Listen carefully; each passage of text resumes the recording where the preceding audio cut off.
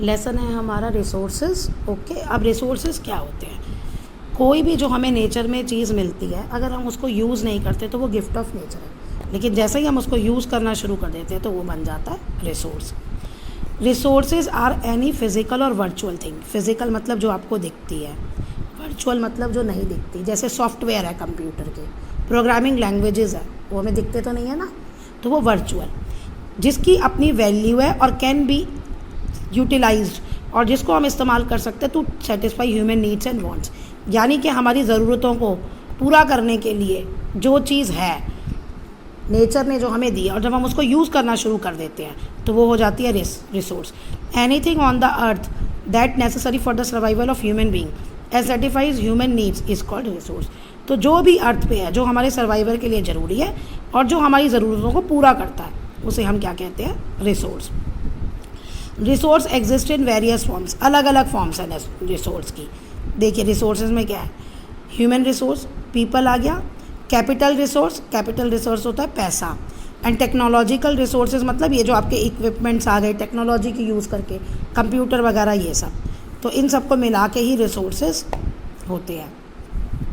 Evolution of resources, अब revolution कैसे बने, अलग अलग रिसोर्सेज कैसे बने। अब इसमें क्या है आपका, ये देखिए सबसे पहले इंसान का जो था वो कहाँ शुरू हुआ? हंटर आया था, गैदरर की थी, जंगलों में घूमता था अर्ली मैन, और फिर अपना खाना इकट्ठा करता था। तो उसके लिए रिसोर्स क्या थे? वो जंगल, पेड़, जहाँ से उसे खाना मिलता था। The concept and utilisation of resources have evolve significantly throughout human history. तो कहते हैं ये जो यूटिलाइजेशन का कॉन्सेप्ट है, कॉन्सेप्ट और यूटिलाइजेशन रिसोर्सेज का कहाँ से शुरू हुआ? ह्यूमन हिस्ट्री से ही है, शुरू से। In the early stages of human civilisation, शुरू में जब इंसान आया, सिविलाइजेशन हुई, people relied primarily on natural resources available in their immediate surrounding. जो उसकी आसपास में दिखता था जो रिसोर्सेज, वो उसी को यूज़ करता था, उसी पे वो निर्भर था। हंटर गैदरर सोसाइटीज़ क्या करती थी? फूड कलेक्ट करता था, वाटर, रॉ मटेरियल, इन्वायरमेंट से, और utilising resources in a relatively sustainable manner, और जो उसे मिलता था उसी को वो ध्यान से यूज़ करता था। The advent of agriculture marked a significant shift in resource utilisation. अब कहते हैं जो एग्रीकल्चर में जो चेंजेस हुए, जो तरक्की हुई, उससे रिसोर्स यूटिलाइजेशन में एक सिग्निफिकेंट शिफ्ट आया, चेंज हुआ। ह्यूमन बिगैन, अब क्या हुआ? इंसान ने जब खेती करना शुरू किया, जब खेती की शुरुआत हुई है ना, एडवेंट ऑफ, तो उसने जानवरों, डोमेस्टिकेटिंग प्लांट्स और एनिमल्स को, प्लांट्स को उगाना और एनिमल्स को पालना शुरू किया। Leading to settled farming community, यानी अब गैदरर से वो एक जगह सेटल होने लग गया। पहले तो जंगलों में घूमता था, फिर जब उसे खेती की नॉलेज हुई, खेती करने उसे आ गई, तो वो नदियों के किनारे गांव बना के रहने लग गया और ये काम करने लग गया और एक सेटल्ड लाइफ जीने लगा। This transition allowed for more controlled and sustainable resource development. अब इससे क्या हुआ? उस रिसोर्सेज पे उसका कंट्रोल हो गया और सस्टेनेबल डेवलपमेंट ध्यान से यूज़ करने लगा, जैसे कल्टिवेटिंग क्रॉप्स और रियरिंग लाइवस्टॉक, इसका ध्यान रखने लगा वो। पहले तो जंगलों से खाना ही खाता था, तोड़ता था, अपना खाना खाता था, लेकिन अब उनको क्रॉप्स को अगर उगा रहा है तो उनके ध्यान भी तो रखना है उसे। जानवरों को पाल रहा है तो जानवरों का ध्यान भी तो रखना है। तो वही रिसोर्स मैनेजमेंट की टेक्निक्स आ गई उसे संभालने की।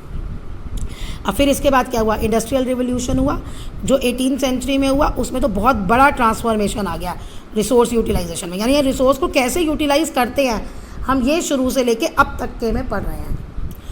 विद द मशीनरी का इन्वेंशन हुआ तो, और फॉसिल फ्यूल्स का इस्तेमाल करने लगे, कोलियर पेट्रोलियम का, तो इंडस्ट्रियल प्रोडक्शन बहुत ज़्यादा बढ़ गया।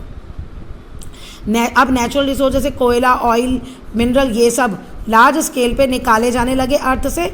और क्या होता था? क्योंकि ये इंडस्ट्रियल प्रोसेस को फ्यूल देते हैं और support economic growth. Economic growth मतलब काम धंधे को आगे बढ़ाते हैं। ये आए तभी आपको इलेक्ट्रिसिटी, एनर्जी मिली, और गई हैं तो फिर सब तभी मशीन्स रन होंगी, तभी फैक्ट्रीज लगेंगी। अब 20th और 20th century witness rapid technological, अब की जो सेंचुरी है वो क्या है? टेक्नोलॉजिकल एडवांसमेंट की है। अब आप देख रहे हैं ना, इंटरनेट स्पीड कैसे बढ़ती जा रही है। इंटरनेट पहले 2G था, 3G, अब 5G आने वाला है, तो ये सब लीडिंग टू इंक्रीज। अब इसकी वजह से resource efficiency in resource extraction, production and utilisation, अब इसकी वजह से रिसोर्सेज को निकालना, उनको प्रोड्यूस करना और उनको यूटिलाइज करना बहुत अच्छे तरीके से हो जाता है, मैनेज हो जाता है।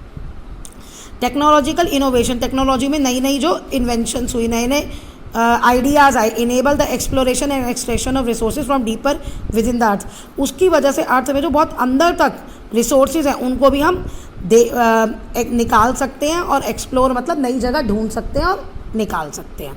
It also enable the development of renewable energy resources, इसकी वजह से रिन्यूएबल एनर्जी रिसोर्सेज के भी डेवलपमेंट होते हैं, और इम्प्रूव रिसोर्स मैनेजमेंट टेक्निक्स, और ये हमारे रिसोर्स मैनेजमेंट टेक्निक्स को भी इम्प्रूव करता है।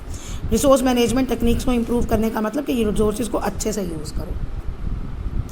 इन रीसेंट डेकेड्स, अभी कुछ लास्ट के 10 सालों में, there has been a growing recognition in the need for the sustainable resource management. देखिए ये ज़रूर है, आप हर बैच में, चाहे साइंस हो, चाहे SST की बुक हो, चाहे 6 हो, 7 हो, 8 हो, एक सस्टेनेबल डेवलपमेंट, सस्टेनर्स वर्ड करके मिल जाता है। तो कहते हैं लास्ट टाइम में ना ये बहुत ज़्यादा यूज़ होने लगा है। इसका मतलब क्या है कि जो रिसोर्स हैं आप उसको भी यूज़ कर सको और आगे आने वाली जनरेशन के लिए भी छोड़ सको। तो मीन्स ऐसे यूज़ करो जुडिशियसली कि आप भी यूज़ करो और आगे आने वाली जनरेशन भी उसको यूज़ कर सके। इनडिस्क्रिमिनेट यूज़ मत करो। अब as awareness of environmental impact and resource depletion as increase, अब कोल पेट्रोलियम जो आप ये यूज़ करते हो, इससे क्या होता है, इन्वायरमेंट पॉल्यूट होता है और ये रिसोर्स भी ख़त्म हो रहे हैं, मिनरल्स वगैरह, मेटल्स, और अगर ये एक बार ख़त्म हो गए तो हमें दोबारा से नहीं मिलेंगे। तो ये 2 कारण हैं जिसकी वजह से effort has been made to promote responsible and sustainable resource use. तो इसलिए कोशिश की जा रही है कि भाई आप रिस्पॉन्सिबल बनिए और सस्टेनेबल रिसोर्स यूज़ कीजिए। मतलब सस्टेन मतलब बने रहना, इस तरह से यूज़ करो, आप भी हो और आगे भी बने रहे।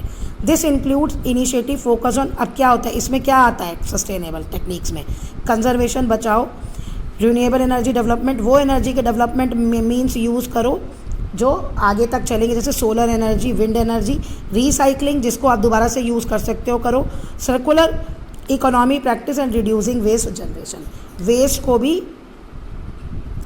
कम जनरेट करो, ठीक है, और इकोनॉमिक प्रैक्टिसेस करो।